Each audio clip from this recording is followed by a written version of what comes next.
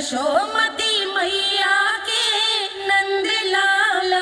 कृष्णा कृष्णा हरे कृष्णा कृष्णा कृष्णा मुरली मनोहर कृष्णा गोपाला गोविंदा हे दामोदरा। भाग्य,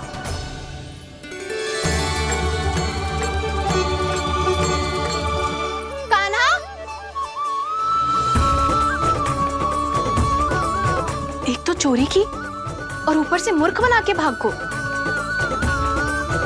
ये ठीक ना है, मुझे यशोदा जीजी को बताना ही होगा, और वो भी इसके घर पहुंचने से पहले।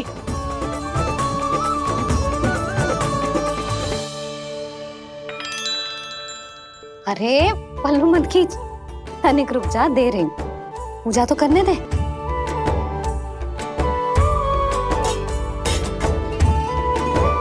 ले, अब जितना मन करे उतना प्रसाद खा।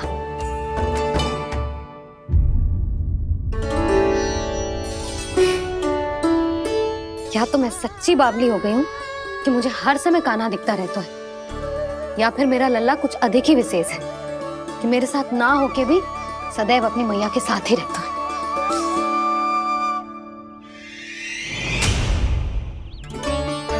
आज तो कैसे प्राण बचे, नारायण ही जानते हैं।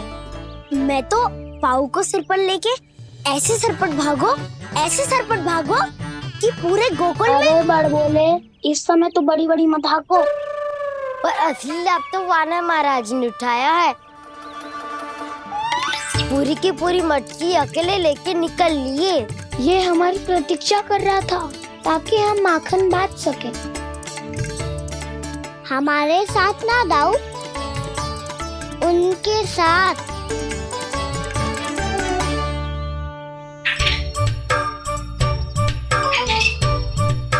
मैं समझ गो कान्हा, एक ना सभी जानवरों की भूख मिट जाए, इसलिए गया था तू सावित्री मौसी के यहाँ माखन चुराने।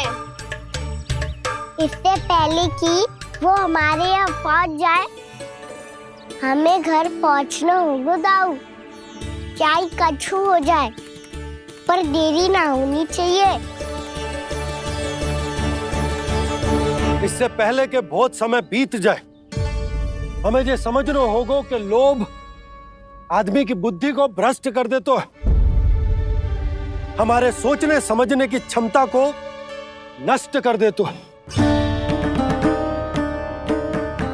बहुत समय पहले की बात, एक साधु था, वो सुनसान घने जंगल में रहकर साधना करता था। ब्रह्म ज्ञान को प्राप्त करने ही वाला था कि अचानक से एक दिन उसे एक सुनहरी बिल्ली दिखाई थी। उसने उसे देखो तो सोचो कि ये तो बहुत सुंदर है, इसे तो मेरे पास रहना चाहिए, और उसने उस बिल्ली को अपने पास रख लिया। फिर उसने सोचो कि इसे तो दूध की आवश्यकता होगी और उसके लिए गाय की, तो उसने एक गाय भी रख ली। अब गाय को चारे की आवश्यकता होगी और चारे के लिए भूमि की। नारायण की कृपा से भूमि का प्रबंध भी हो गयो। अब भूमि को जोतनो है, चारा उगानो है, चारा काटनो है, और उसे गाय को खिलानो है। गाय को खिला के उसे दूध निकालनो है, और दूध निकाल के बिल्ली को पिलानो है। कार्य बढ़ गो। अब उसे लगो कि सहायता के लिए 2 जोड़ी हाथ और होने चाहिए, तो उसने विवाह भी कर लियो। कुछ समय बीतो और संतान हो गई, और उसे एक बड़े घर की आवश्यकता अनुभव हुई। इसी प्रकार धीरे धीरे लोभ ने उसे अपनी छाया में ले लिया, और वो नारायण की साधना कर ब्रह्म ज्ञान को पाने के अपने परम लक्ष्य को भूल गो। फिर अनेक वर्ष बीतने के पश्चात उसकी अपने गुरु से भेंट हुई। पहले तो उन्होंने उसे पहचाना नहीं, और पहचानो तो उनने कही कि एक बार, बस एक बार अपने कर्तव्य से भटका था तू, और देख कैसे देखते ही देखते लोभ के जंजाल में गहरे ही गहरे धंसता चला गया। सोचो, कहीं उस व्यापारी को धन के लोभ में अपना वचन देकर आप सब भी यही भूल तो ना करने जा रहे। परिवार, घर द्वार, भोजन, सुख शांति, जीने के लिए आवश्यक जिस सब कुछ तो है आपके पास।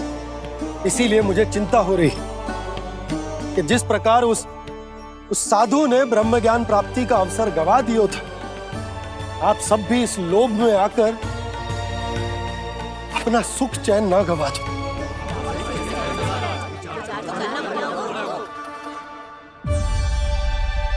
लग तो है बात सबको समझ आ रही है।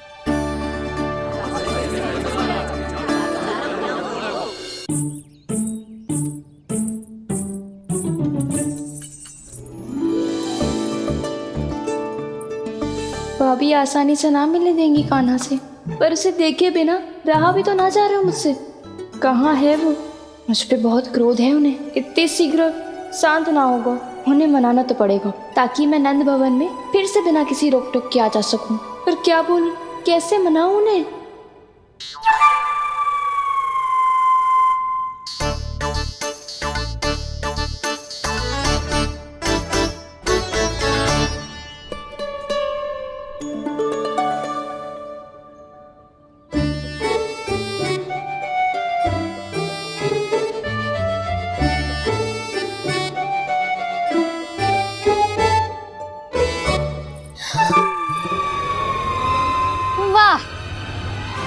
जिसने मेरे लल्ला पर चोरी का आरोप लगायो, वो ही आज मेरे घर में चोरी चोरी प्रवेश कर रही है। नाना भाभी, ऐसी कोई बात ना है।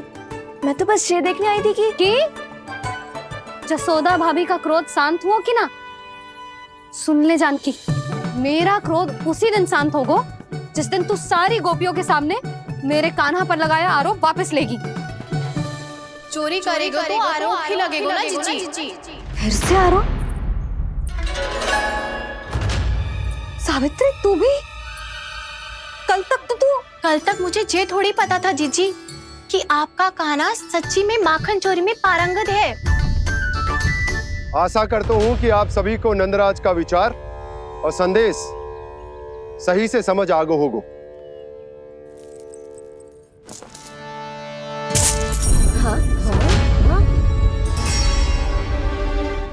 सिक्कों की खनक बता रही है कि पोटली कितनी भारी है।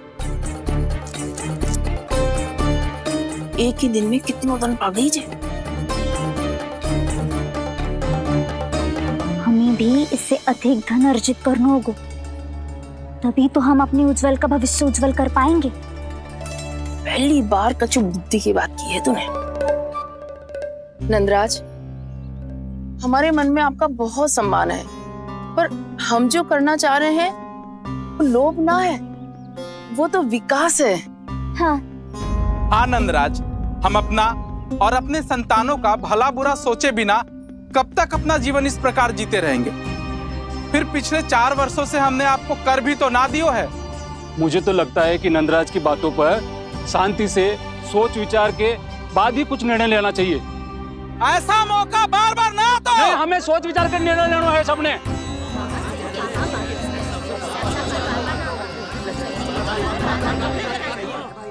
चोरी में पारंगत? हाँ जीजी, उसने टोली बनाई है और उसका नाम भी रखा है चौर्य विद्या प्रसारण टोली, और आपका कान्हा उसका अध्यक्ष है। अच्छा, तो कान्हा पूरी टोली लेकर आया था चोरी करने तेरे घर? और नहीं तो क्या। पर एक बात बताऊं जीजी, मेरे बलदर को देखकर किसी का साहस ना हुआ भीतर जाने का, पर आपका कान्हा इतना साहसी है कि बिना भयभीत हुए इतने भयंकर बैल के निकट चले गए। सच्ची? और तेरे रक्षक बैल ने कुछ ना किया उसे? है ना अचरज की बात। क्रोध के स्थान पर वो तो उसके सामने ऐसे झुक गया जैसे कि प्रणाम कर रहा है। और जीजी, आपका कान्हा साहसी ही ना, बहुत चतुर भी है। मैंने मटकियां बहुत ऊपर लटकाई थी, पर बताओ कि बिना चौकी के मटकी को नीचे उतारने का उपाय किसने ढूंढा? किसने? आपके चतुर कान्हा ने। उसने अपने सखाओं को पर्वत बनायो और एक पक्के सेनापति की तरह बिना भयभीत हुए उनके ऊपर चढ़ गयो और मटकियां उतारने लगो। और एक ही ना, तीनों की तीनों मटकियां उतार ली। तीनों? हाँ जीजी, और वो इतना दयालु है कि पहले एक मटकी का माखन सब में बांट दियो और फिर बची हुई 2 मटकियों में से एक मटकी अपने सखाओं को दे दी और फिर दूसरी मटकी एक भूखे वानर को दे दी। और फिर जब मैं उसके सामने जाके प्रश्न करने लगी तो उसने मुझे अपने तर्कों के जाल में उलझाया और बड़ी आसानी से सिद्ध कर दिया कि वो तो परोपकार कर रहा था। मैं तो देखती ही रह गई और शब्द तो ऐसे झड़ते हैं मुंह से जैसे कि फूल। रुक जा सावित्री, पहले तू ये निर्णय ले ले कि तू मेरे लल्ला का गुणगान करने आई है कि उसकी निंदा करने। निंदा करने ही आई हूँ जीजी। जानकी सत्य कह रही थी, आपका कान्हा माखन चोर ही है और बलराम के साथ भागा था। बलराम क्यों? वो तो साक्षात गरुड़ देव की पीठ पे बैठ के उड़ के आयो है, तभी तो तुझसे बहुत पहले आके यहाँ बैठ गओ ना। आ देख ले, आ जा। देखो कैसे बैठ के सब पहरा दे रहे हैं कि कोई पंछी अनाज ना चुगले, और तुम दोनों व्यर्थ में इन सब पर दोष लगा रही हो। कान्हा के निकट जाने का प्रयास भी मत ही करना। पहले मेरे लल्ला पर आरोप लगाती हो, फिर उससे मिलना भी चाहती हो।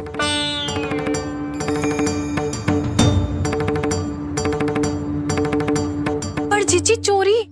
अरे उसे तो चोरी का अर्थ भी ना पता होगा। तुम दोनों को नारायण का भय भी ना है क्या? हाँ, मेरे लल्ला पर आरोप लगाने से पहले तुम दोनों को लज्जा ना आई? हे नारायण, अब आप ही बताओ मैं क्या करूं। लग तो है किसी की घोर दृष्टि लगी है कि बार बार मेरे लल्ला पर आरोप लगते हैं। किसी की क्या, तुम दोनों की दृष्टि लगी है। या तो तुम दोनों मनगढ़ंत कथाओं को सत्य बताना छोड़ दो, या फिर कृपा करके मेरे घर आना बंद कर दो।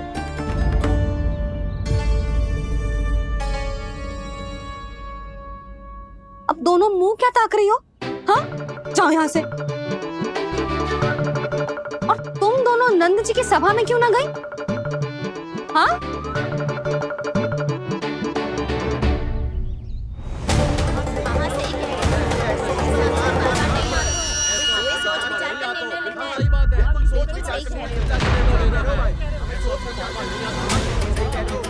जी कौन? पहले तो कभी ना देखो इसे।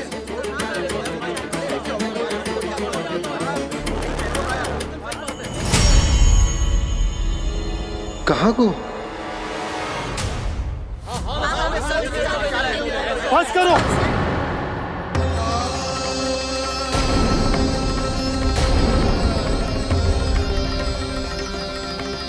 मेरी आंखों के सामने मैं गोकुल में इस तरह फूट पड़ते ना देख सकता। राजा हूं मैं, परंतु आज तक मैंने कोई भी निर्णय आप सब पर ना थोपो और ना ही आज थोपूंगा। मुझे पता है आप सबके पास कल सूर्यास्त तक को समय है, इसीलिए मेरी विनती है कि आप घर जाकर रात्रि को इस बात पर पुनः विचार अवश्य कीजिएगा।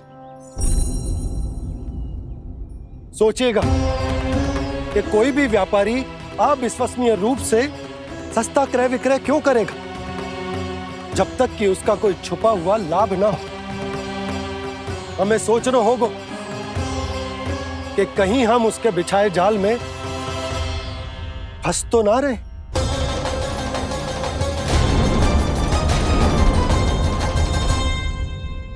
बच गए भैया, जैसे तैसे ही सही, पर समय से पहले पहुंच ही गए हो। सावित्री मौसी तनिक सी बात को इतना बड़ा चढ़ा के बोल रही थी जितना उज्जवल भी ना बोलतो।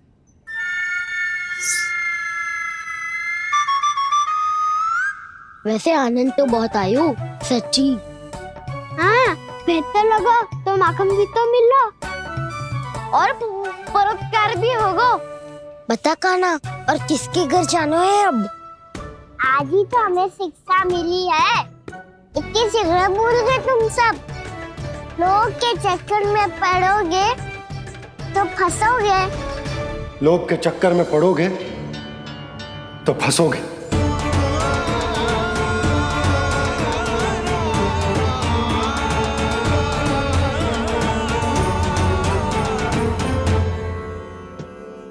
चोर चोर कह रही है मेरे निर्दोष से बालक को। अब तो इन दोनों ने अति ही कर दी है।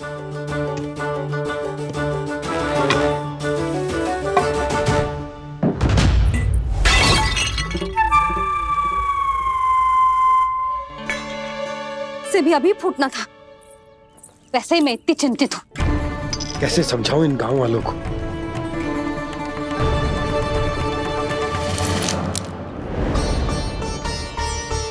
कोई समझने को तैयार ही ना है। लगता है सबकी बुद्धि भ्रष्ट हो गई है। सही कह रही हो यशोदा तुम। मुझे तो लगता है कि सोचना समझना ही छोड़ दिया सबने। अनेकों तर्क देके समझा दियो, सिद्ध कर दियो, पर इनकी मोटी बुद्धि में कछु आता ही ना है। यशोदा तुम तो तर्क की कह रही हो, मैंने तो उदाहरण देकर समझाने को प्रयास किया, पर अपनी बुद्धि के आगे कछु ना समझ में आ रहा इन गांव वालों को। क्या सारे के सारे गांव वाले मेरे लल्ला पर आरोप लगा रहे हैं? जी क्या कह रही हो तुम? मैं तो गांव वालों की बात कर रहा हूँ जो नारायण के नाम पर वचन देकर उस अपरिचित व्यापारी को अपने दूध, दही, घी, माखन सब देने को तैयार है। लो कर लो बात। मैं गोपियों की बात कर रही हूँ जो लल्ला पर माखन चोरी का आरोप लगा रही हैं। और आज तो सावित्री ने भी लल्ला को माखन चोर कह के पुकारो है।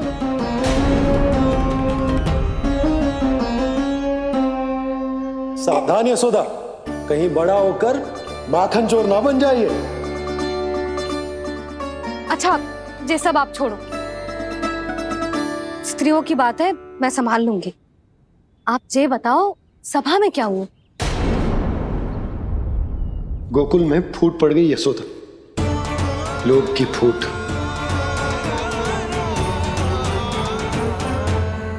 अरे रुको रुको रुको, व्यापारी जी रुकिए रुकिए।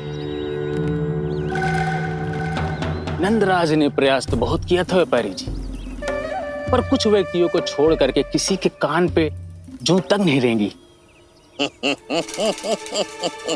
इसका अर्थ फूट पड़ चुकी है लोभ की वजह से। बहुत ही शुभ समाचार लाए हो गुप्तचर। अब शीघ्र ही दिखेगा लोभ का चमत्कार।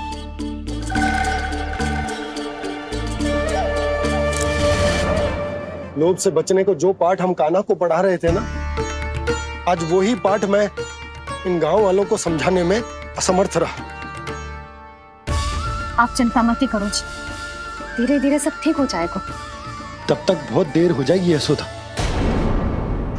ये गोकुलवासी मेरे अपने, उन्हें अपनी आंखों के सामने मैं भूल करते ना देख सकता।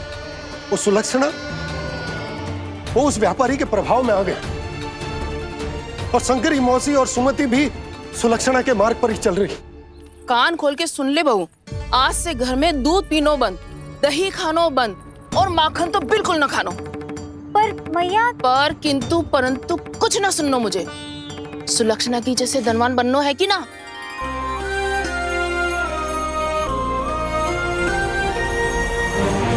तो फिर जैसा मैं कहती हूँ वैसा कर, तभी तो अधिक से अधिक दूध, दही, माखन बेचकर अधिक से अधिक धन अर्जित कर पाएंगे हम। सुलक्षणा को उस व्यापारी की तरह धनवान बनना है और शंकरी मौसी को सुलक्षणा की तरह। ऐसे तो पूरा गांव ही लोभ में पड़कर कल उस व्यापारी के पास पहुंच जाएगा। अब तो फिर स्त्रियों को मुझे अपने ढंग से समझाना पड़ेगा।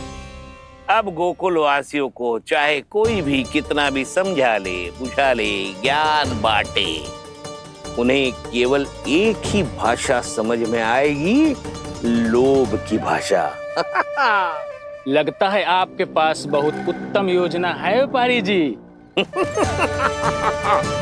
सब झटक लूंगा।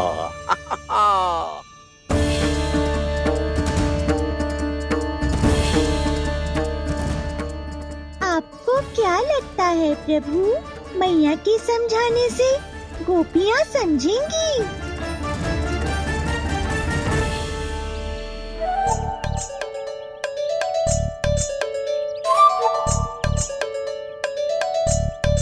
कान्हा, और कितनी प्रतीक्षा करवाएगो? अब बता भी दे, माखन चुराने किसके घर जाना है?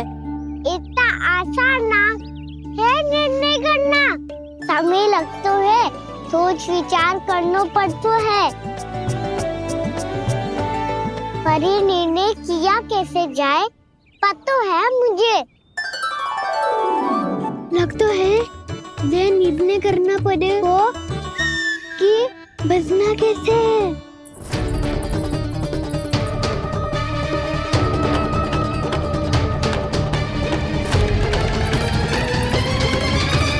सावित्री मौसी ने हमारे 14 विद्या प्रसारण के बारे में सबको बता दियो क्या?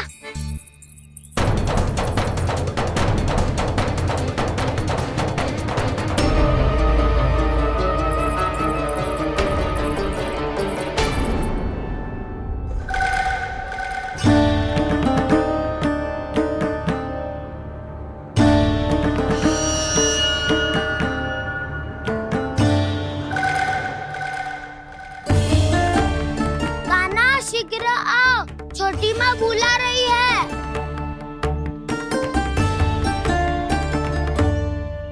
अब डांट भी पड़ेगी और कुटाई भी होगी। 14 विद्या प्रसारण कल ही आरंभ हुआ था और आज ही समाप्त हो जाएगा। सब इतने गंभीर क्यों है आज? गंभीर तो होंगे ही ना दाऊ, क्योंकि मैया आज अच्छा वाला पाठ पढ़ाने वाली है।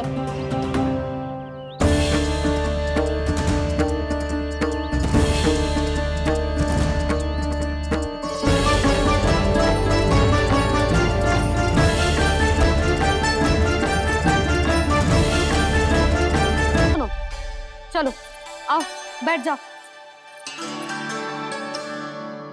जशोदा जी बता तो दो, सवेरे सवेरे क्यों बुलाया है हम सबको? रुको, इतनी शीघ्रता क्या है? पहले इन बालकों को कुछ खिलाने तो दो। अभी खेलने निकलेंगे ना, पूरी दोपहरी दिखाई ना देंगे।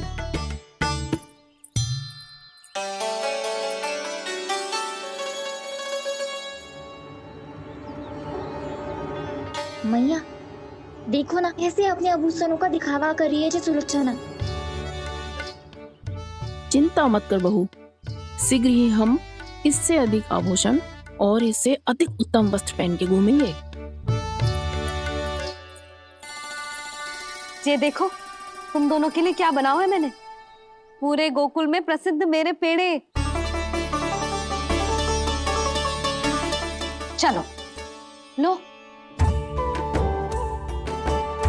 यशोदा, ये तो बहुत सारे हैं। हाँ जशोदा जी, इतने सारे तो मैं भी ना खा पाऊं। क्यों दृष्टि लगा रही हो सुलक्षणा?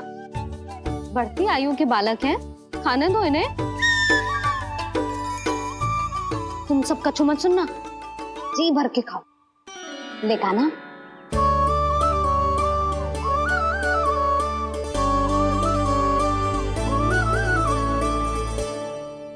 हे नारायण, मैंने अपने कान्हा को जो सिखाओ है, बस वे उसे स्मरण रखें और उसका पालन करें। ले और ले ले ले।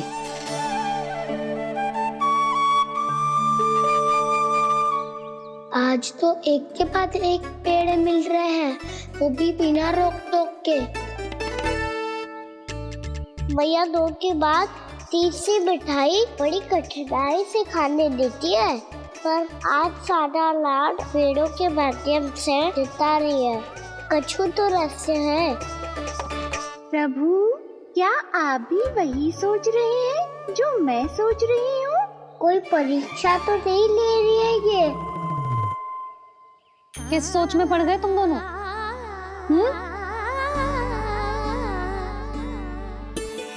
खाओ ना। जब तक पेट और मन दोनों ना भर जाए तब तक खाओ। बस यशोदा, इतना पर्याप्त है। अरे ना जिज्जी, घर के शुद्ध मावा और गुड़ के बने, कितना भी खा ले कोई हानि ना होगी। लो और लो।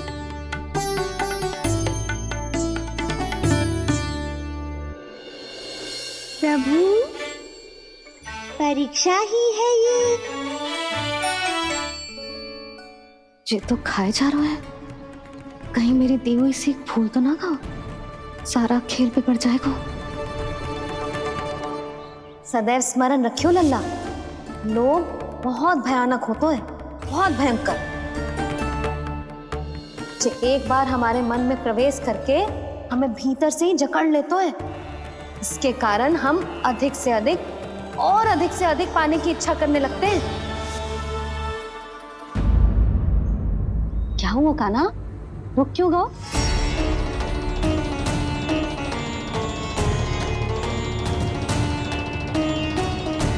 आपने तो सिखाया था मैया, जितनी आवश्यकता हो उतना ही लेना चाहिए, लोभ कभी ना करना चाहिए।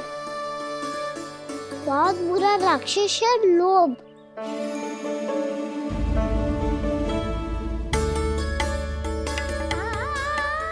बुरा और खाने में कोई बुराई ना है कान्हा, ले ले। ना मैया, लो मैं अधिक खाऊंगा तो फिर पेट पकड़ के बैठना पड़ेगा।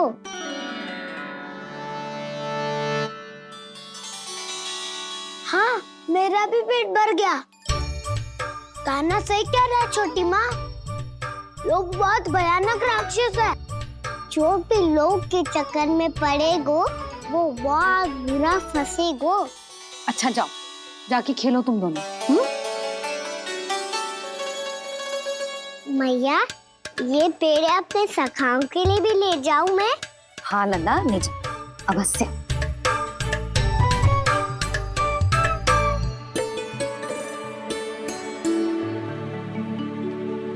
देखो, जो बात इन नन्हे से बालकों को भी समझ में आ रही है, वो तुम सबकी समझ क्यों ना आ रही?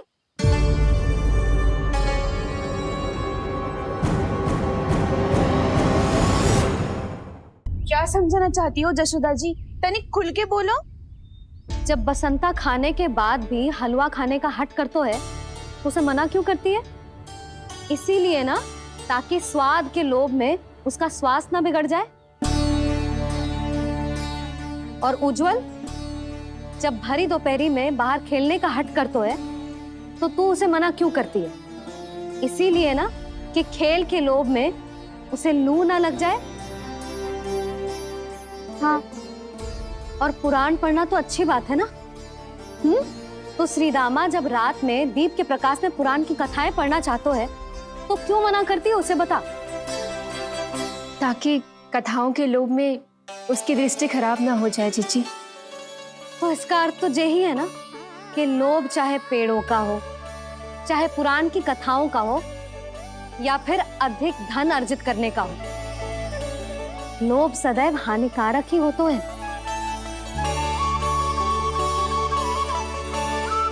जे बात तुम ही सब ना समझोगी, तो अपने बालकों को कैसे समझाओगी? बोलो। हम सबकी मैया यहाँ क्यों आई है? डांट पड़ी क्या? चौरी विद्या प्रसारण टोली के बारे में सबको पता चल गो क्या? चिंता के चने चबाना छोड़ो और ये पेड़े खाओ। भीतर और भी गंभीर समस्या पे चर्चा चल रही है। कैसी समस्या? लोग की भयानक राक्षस की समस्या। व्यापारी जी, नंद जी ने कल सभा बुलाई थी और आज रानी यशोदा जी ने सारी स्त्रियों को अपने घर पे बुलाया है। तो आपको नहीं लगता कि हमें कुछ करना चाहिए? करना तो चाहिए गुप्तचर। सबसे पहले हमें हाट जाकर गोकुल वासियों की प्रतीक्षा करनी चाहिए। सूर्यास्त से पहले वो सारे मूर्ख वहां आने वाले हैं, मेरे सामने नारायण के नाम का प्रण लेने। उन्हें चाहे कोई भी कितना भी समझा ले बुझा ले, उससे कोई अंतर नहीं पड़ेगा गुप्तचर। हमारा वास्तविक धन क्या है? दूध, घी, दही, माखन, यही ना? हाँ, तो श्री नारायण की कृपा से तो हमारे पास इसकी कोई कमी ही ना है। तो हम सब तो पहले से ही धनवान हुए ना। तो फिर जे गोधन अपने परिवार और संतान में बांटने के बाद जो भी बचतो है, वो तो हाट पे बिखी जातो है ना। तो फिर मथुरा के किसी अपरिचित व्यापारी के साथ माथा फोड़ने की क्या आवश्यकता है? जशोदा जी, हम आपकी और नंदराज की चिंता समझते, पर इसकी कोई आवश्यकता ना है। कुछ उल्टा सीधा नहीं करेंगे हम। विश्वास रखो जशोदा, हम जो कुछ करेंगे समझदारी से करेंगे। लोभ में आके कोई निर्णय नहीं लेंगे हम लोग, है ना? हाँ। अच्छा, अब चलती हूँ। बुलावे की सूचना पाके सब कार्य ऐसे ही छोड़कर आ गई थी।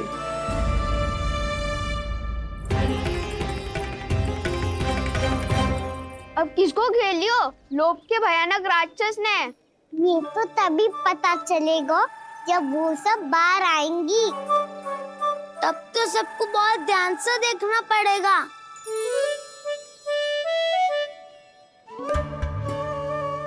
देखना तो पड़ेगा दाऊ, तभी तो पता चलेगा माखन चुराने किसके यहाँ जाना है। नाना,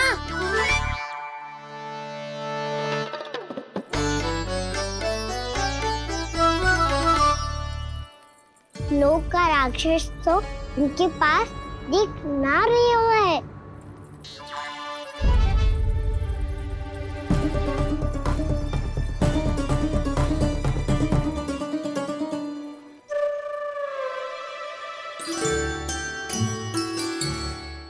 नारायण का बहुत बहुत धन्यवाद।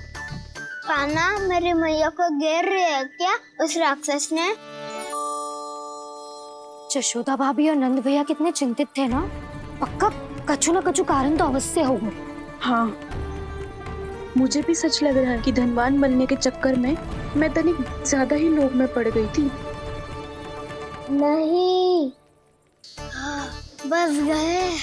और मेरी मैया दादी, उनका क्या गाना? बहू, सुलक्षणा की जैसे ढेर सारा धन कमाने के चक्कर में लोभ में तो ना आ रहे ना हम। हे नारायण, बहुत कृपा है आपकी। लगता है लोभ का राक्षस किसी को अपनी चपेट में नहीं ले पाया। लेता भी कैसे दाऊ? मेरी मैया ने जो समझायो है।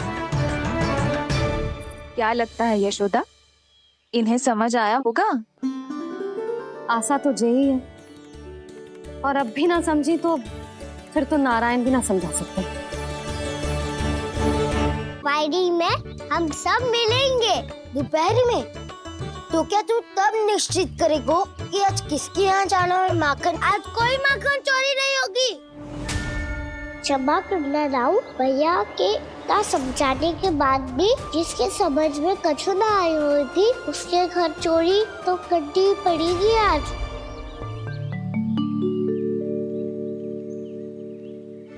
व्यापारी जी, सारी स्त्रियां एक साथ यहीं आ रही हैं। मेरे चक्रव्यूह में फंसने की इतनी शीघ्रता कि संध्या तक भी नहीं रुक पाई।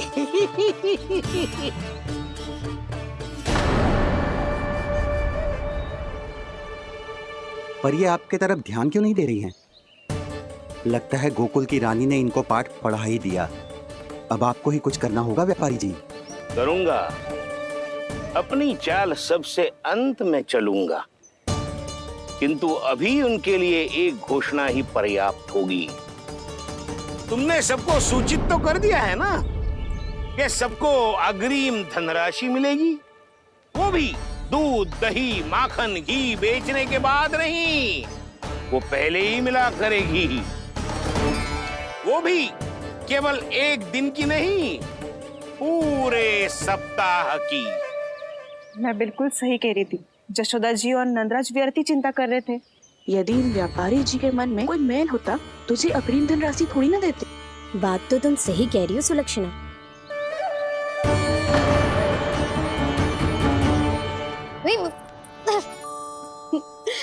कितनी शरारत करते है तू? काजल लगाने दे मुझे। भैया, पहले मुकुट लगाओ ना।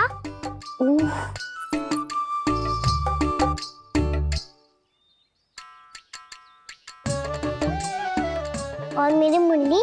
हाँ हाँ, रुक जा। ले बस, होगा प्रसन्न? भैया, मैं ना चाहता मैं ऐसे फिर से भूल जाऊं। नहीं तो कड़ी धूप में इसे लेने वापस लौटना पड़ता है। चल अब बैठ जा। अब मुझे काजल लगाने दे लल्ला। भैया इतना सारा काजल मत लगाओ, छोटा सा बालक लगता हूँ मैं। आहा, नखरे तो देखो, इतना सज धज के तो तेरे बाबा भी ना जाते बाहर, दृष्टि लग जाएगी लल्ला। चुप करो। उनको तो आ सकता ही ना है मैया, वो तो गोकुल के राजा है।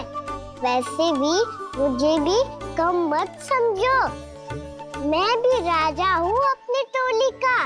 कौन सी टोली? अपनी। ये क्या कर रहे हैं प्रभु? बता, कौन सी टोली? बालकों की टोली मैया, मारी खीर वाली टोली का।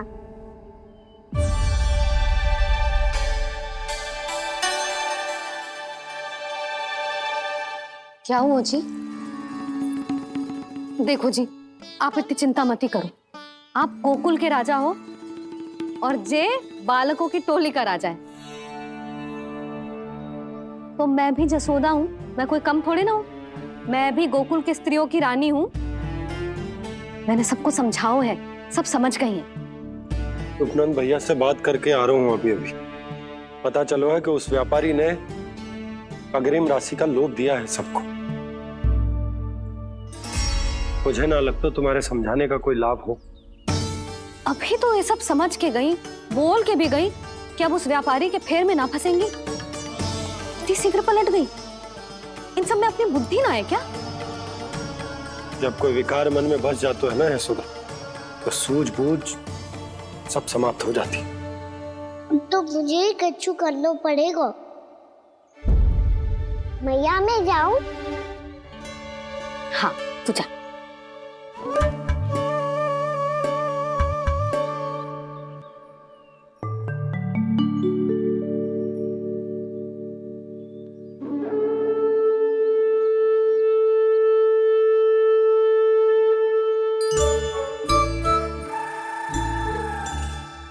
बहुत बड़ी समस्या हो गई है सखाओ। कैसी समस्या? लोक का भयानक राक्षस कहीं ना गयो, वो अभी भी यही है। मुझे पता था, और इसका सबसे अधिक प्रभाव तो मेरी मैया और दादी पर ही हुआ है। तुम सच कह रहे हो उज्जवल? हाँ। अरे कछु ना बलदाऊ, जे बड़ बोला तो ऐसे ही बात करते रहेगा बड़ा चढ़ा के। बड़ा चढ़ा के नहीं बोल रहा हूँ मैं। आज से घर पे दूध दही माखन घी सिर्फ एक बार ही मिलेगा। पर क्यों? ताकि अधिक से अधिक दूध दही माखन घी बचाकर उस व्यापारी को 2 गुना मूल्य पे बेचा जाए। इतने से तो काम ना चलेगा। उस सुलक्षणा से, और मैं तो कहूँ सुलक्षणा से ही क्यों, पूरे गोकुल में सबसे अधिक धनवान बनना है तो और माखन जमा करना पड़ेगा। हाँ मैया, लाओ मैं इसे ऊपर रख देती हूँ। चोरी चुपके से खा तो ना जाएगी ना? तेरी घबराहट बता रही है कि घर से निकलने से पहले तूने थोड़ो माखन तो खाया है। सच्ची बोल। ना मैया, मैं क्यों माखन खाऊंगी? मैं भी तेरी मैया हूँ लाली, माप के रखो तो मैंने।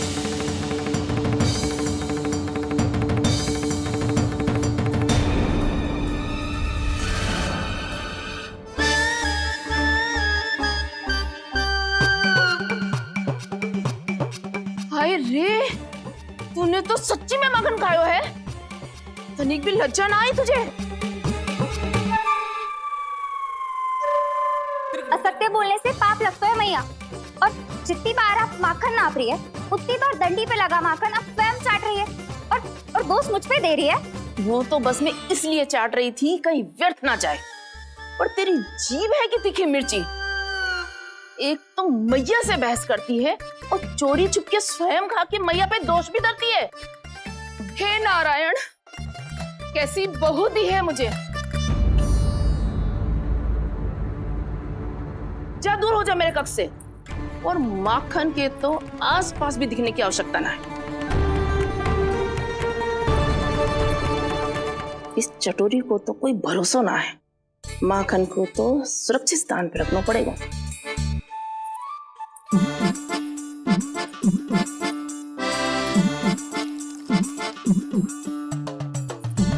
यदि बहू ने अब मटकी उतारने को प्रयास किया तो अचानक पानी गिर जाएगा और घबरा के वो चिल्लाएगी और मुझे पता पड़ जाएगा। मैया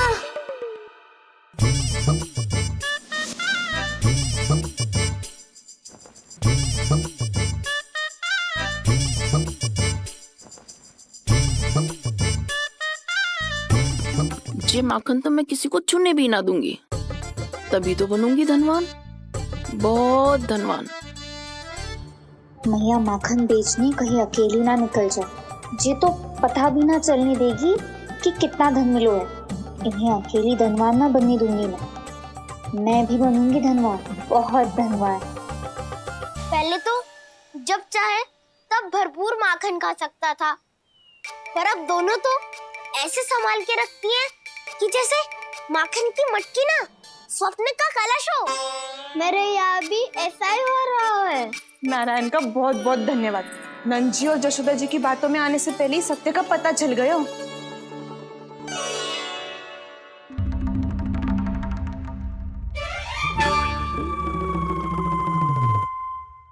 ये इतना सारा माखन।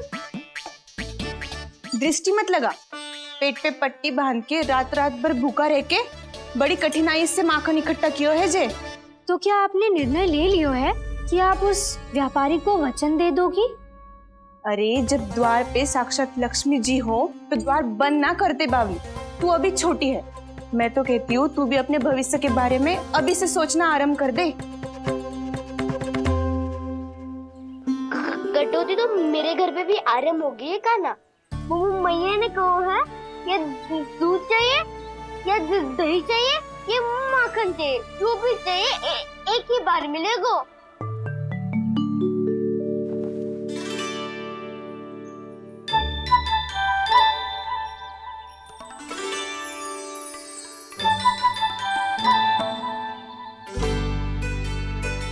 तब हमारी टोली को ही कुछ करना पड़ेगा। तुम सबको तुम्हारा अधिकार मिले, ये हमारा कर्तव्य है।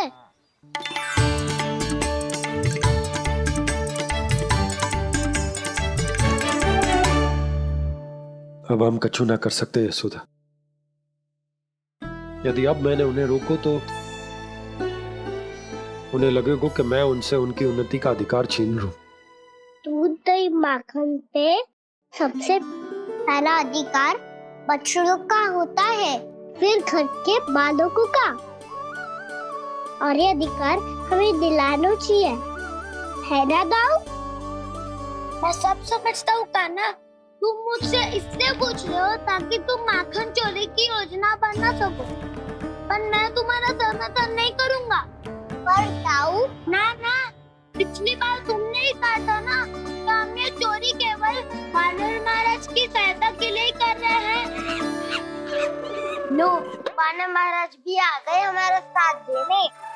आज कोई किसी का साथ नहीं देगा, आज कोई किसी का साथ नहीं देगा।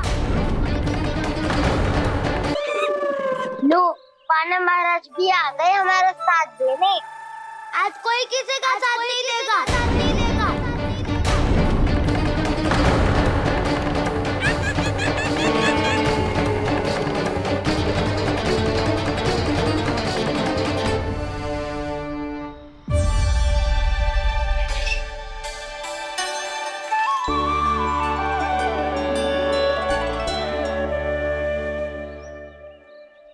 उस दिन इनकी भूख मिटाने में आपने साथ दिया था ना, तो है ये उसी लिए धन्यवाद देने आए हैं। इस कंटक को अपना उपहार समझ लेना जाओ। तब तो वानर महाराज को धन्यवाद और ये उपहार तुम्हें देना चाहिए कान्हा। और हाँ, इससे मेरा निर्णय नहीं बदलेगा। आप नए मित्रों की सहायता कर सकते हो, अपनी पुरानी मित्रों की सहायता ना करोगे दाऊ। तुम सत्यवादी हो, सत्य कहो मधुमंगल, क्या करना चाहिए? अनैतिक कारण से चोरी करना अधर्म है, पर बात किसी के अधिकार की हो तो चुप रहना भी उचित ना है। ठीक है, मैं तुम सबके साथ हूँ।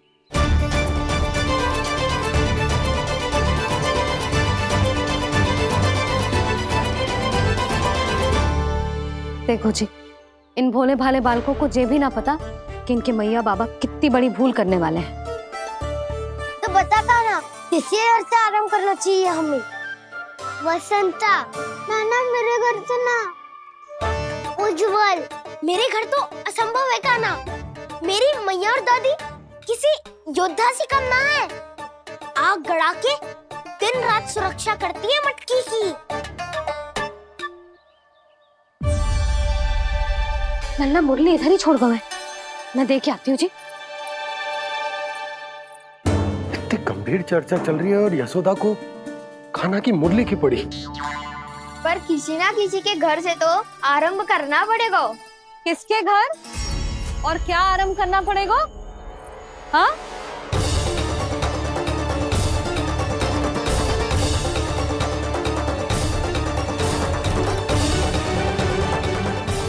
बोल मधुमंगल। सत्यवादी से मत पूछो भैया, ये तो सारा रहस्य खोल के रख देगा।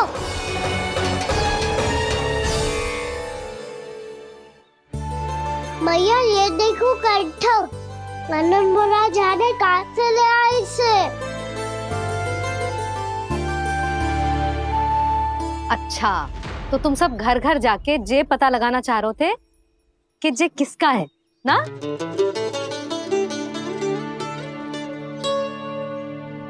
स्वर्ण का तो ना लग रहा है, पर हाँ, किसी की वस्तु है तो उसे लौटाना तो पड़ेगा ही। मैं बताती हूँ तुम सबको किसके किसके घर जानो है। यहाँ से निकलते ही पहला घर आएगा सरजू का, फिर आएगा बिरजू का घर, फिर दीक्षा, फिर राम प्यारी और फिर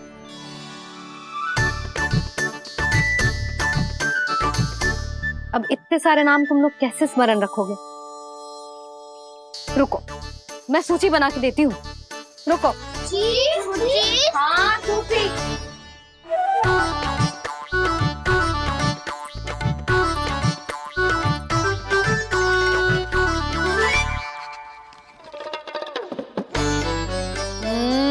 व्यवधान मत ही डालो, किसी का नाम भूल गई तो? जाने अनजाने ताई जी भी शौर्य विद्या प्रसारण टोली की सदस्य बन गई है आज।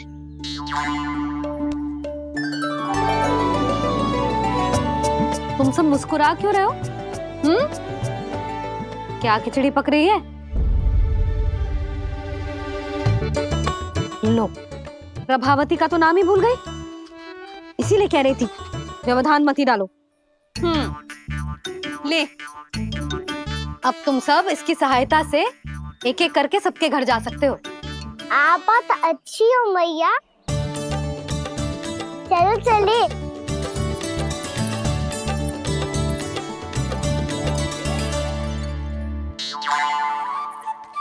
अरे अब आप कहाँ चलिए? ऐसे हाथ पर हाथ धरे ना बैठ सकते हो यशोदा। उपनंद भैया से चर्चा करने जा रहा हूं, हो सकता है कोई उपाय सूझ जाए।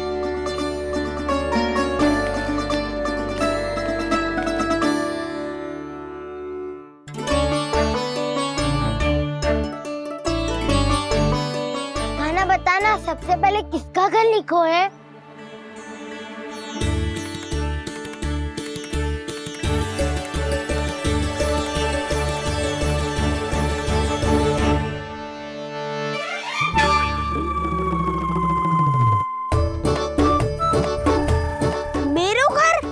भैया का आदेश से उज्जवल, सूची का पालन तो करना ही पड़ेगा।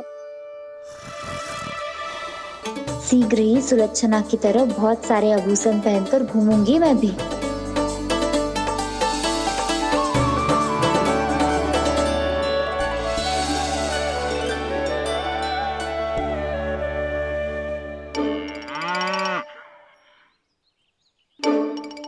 अब क्या हुआ काना?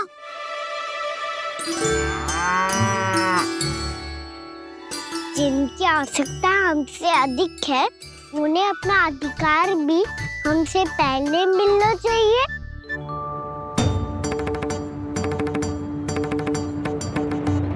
कृष्णा कृष्णा हरे कृष्णा कृष्णा कृष्णा मुरली मनोहर कृष्णा गोपाला गोविंदा हे दामोदरा।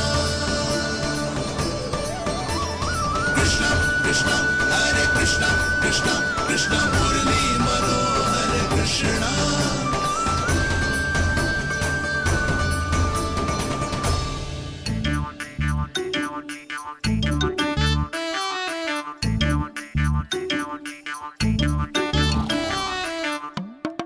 अब क्या करे?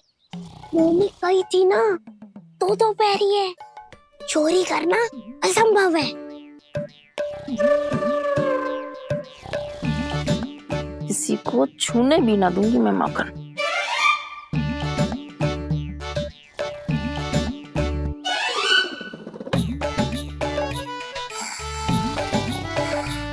अरे दादी नींद में बड़बड़ा रही हैं। पर समस्या ये है कि सारा का सारा दूध दही माखन उनके कक्ष में है। तो फिर सबसे पहले हमें कक्ष में प्रवेश का मार्ग खोजना चाहिए। मैं वही उपाय अपनाऊंगा जो मैं भैया के साथ अपनाता हूँ। इससे पहले कि कोई पूछ जाए जो भी तुम्हारा उपाय है वो करो।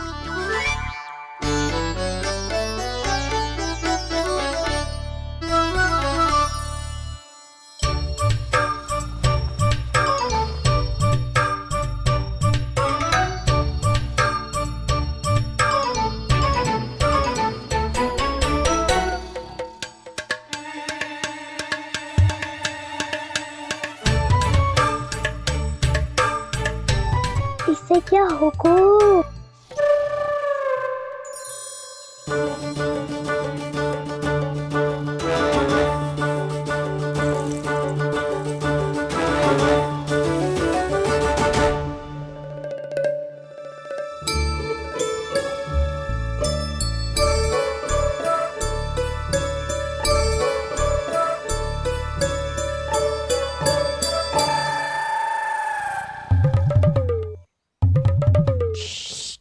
आओ।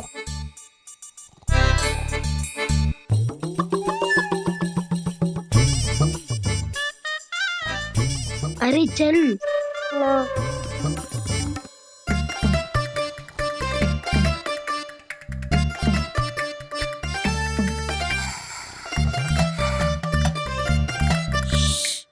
चलो।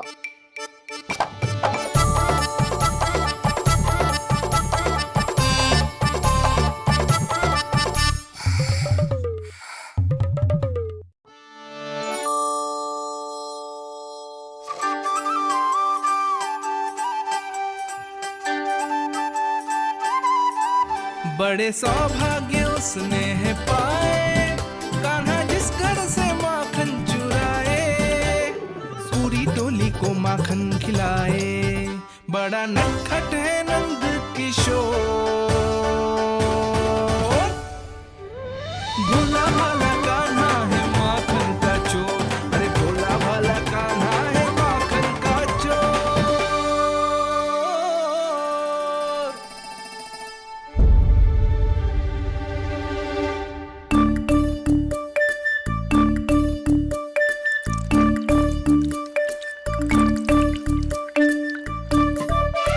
कान्हा तुझे पीना भी ना तो देख ऐसे पीते हैं।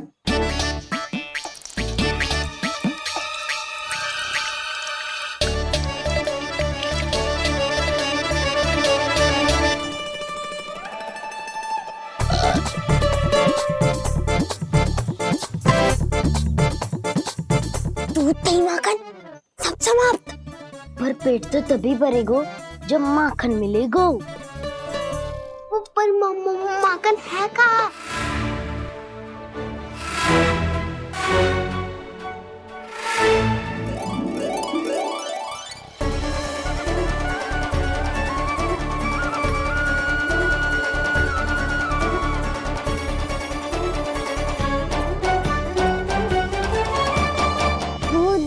खा के जो बलायु है ना, उसका प्रयोग करते हैं और पर्वत बनाते हैं।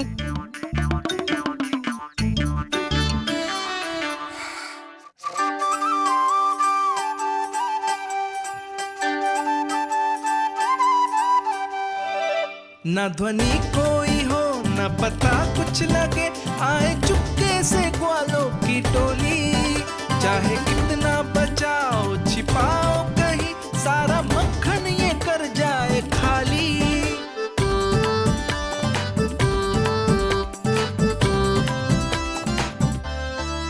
मुख से तो लगता है सरल ये बड़ा भीतर से चंचल ये छल से भरा है ये नटखट बड़ा चिकचोर।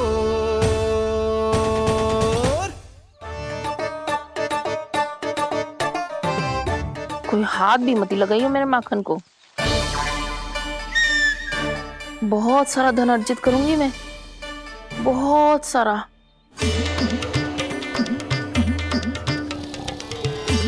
हो गयो कल्याण, मट्टी के ढक्कन में जल भरवा है। टर्निंग पे मट्टी लाए तो सारा जल तेरे दादी के ऊपर डल जाएगा बचवन। हमारे कोलाहल से उठे ना उठे, पर जल की बूंदे पड़ते ही दादी झट से खड़ी उठ जाएंगी। दूध दही से इतना भी बदला मिला था कि अधिक देर तक पर्वत में नहीं रह पाए। जो करना है शीघ्र करो।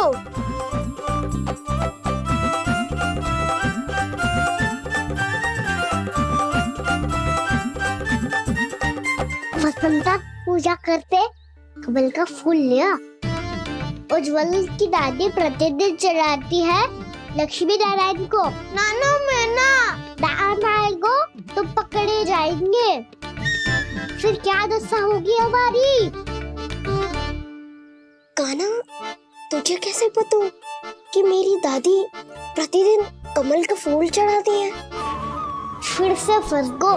ये तो ना बोल सकतो, मैं ही नारायण हूँ, मुझे ही चढ़ाती है ना वो। मैं नहीं बताया। आरती करो और पर्वत संभालो। दादी उठ गई तो बहुत बड़ी समस्या हो जाएगी।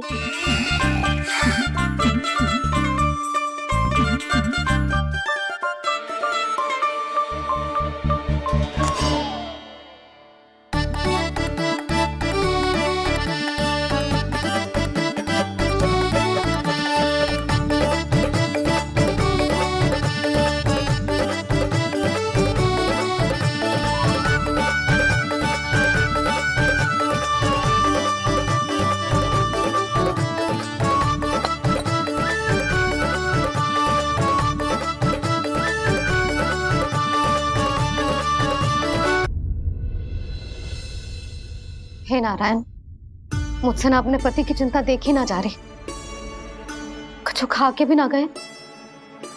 अब आप ही संभालो अपने गोकुलवासियों को। हाँ, नहीं तो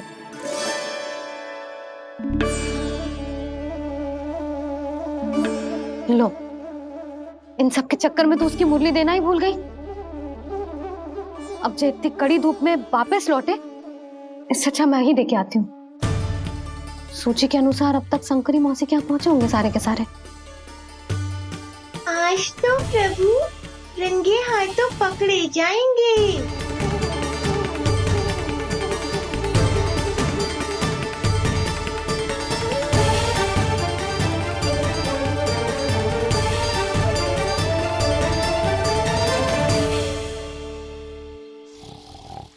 9 मटकी तो उठ ही ना रही है। अधिक देर तक ये पर्वत ना सक पाएगो। यहाँ से माखन निकाल के दे दूंगी। स्वयं हाथों से अपने ये बांटे, पूरी टोली को माखन खिलाए। बड़ा नटखट है नंद किशोर। उसे मटकी उतारने का प्रयास करो कान्हा। अब तक तो हल्की भी हो गई होगी। नापी तो बहुत भारी है दाऊ। तो मैं कुछ सहायता कर दूं? दादी बोली होगी सपने में। अपनी मैया का स्वर भी ना पहचाने दुष्ट।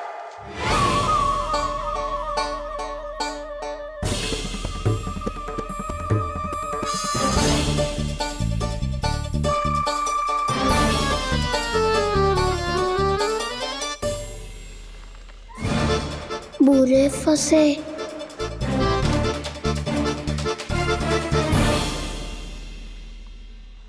देख क्या रही हो चाची? अपने खाना को ऐसे ही लटके रहने दोगी?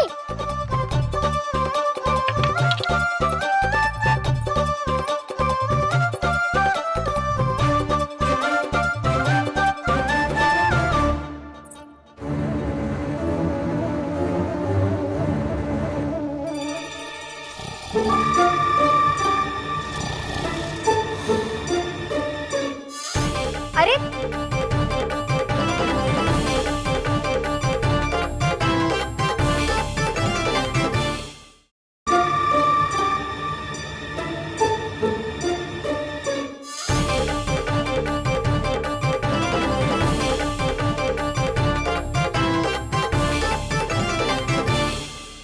तुम कितनी अच्छी हो चाची और कितनी बदसाली भी हो।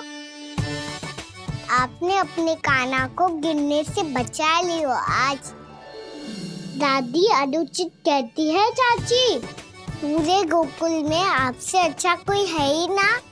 अच्छा, और गोकुल ही क्यों, मैं तो कहता हूँ पूरे ब्रज में आपसे। बस बस, पहले माखन चुरायो, अब मुझे माखन लगा रहे हो। पर तू बच ना पाएगो कान्हा, तुझे अभी सीधा जीजी के पास लेके जाऊंगी मैं। नहीं।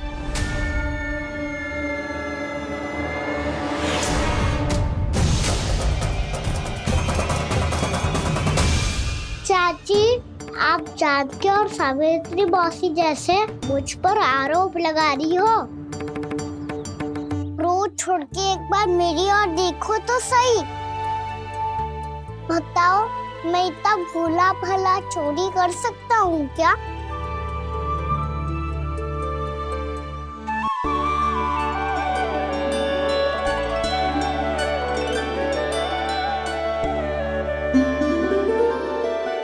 मैं तो बस उज्जवल की सहायता कर रहा था चाची। उसने कही थी कि उसको आजकल माखन ना मिल तो बस इसलिए। मुझे क्यों फंसा रहे हो ना?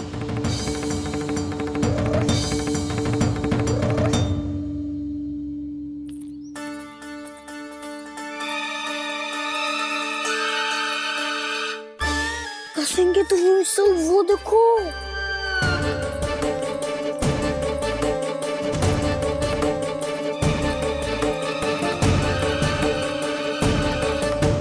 आप दोनों सो रहे थे ना चाची, इसीलिए विवश सोकर हमें अपने आप माखन निकालना पड़ो। अरे अरे, रो मत कान्हा, मैं तुझे डांट नहीं रही थी।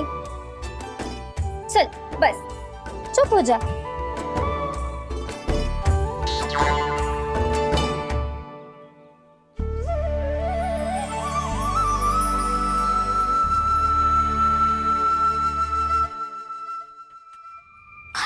कान्हा शीघ्रता कर, छोटी में आ रही है। वो माखन का पात्र जो सदैव आप मेरे लिए छुपा के रखती हो, वो मुझे नहीं दोगे चाची? माखन के उस पात्र के बारे में इसे कैसे पता चला? ना दोगी तो मैं जा रहा हूँ मैं। अच्छा रुको, मैं अभी लाती हूँ।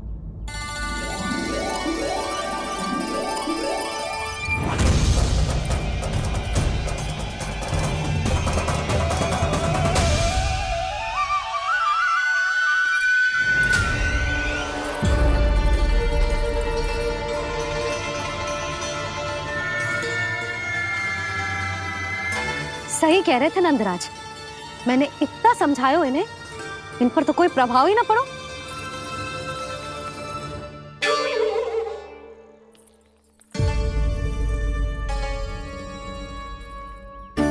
प्रभावती भी लगता तो इन सब ने ना निर्णय ले लियो है।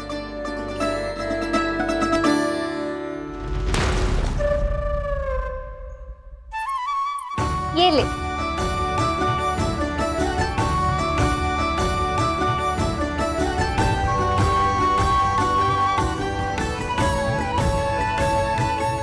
अब मैं जाऊं?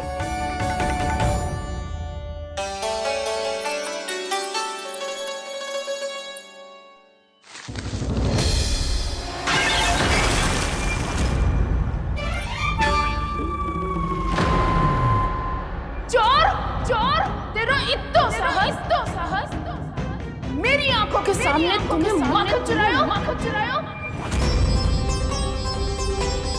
कान्हा, कान्हा,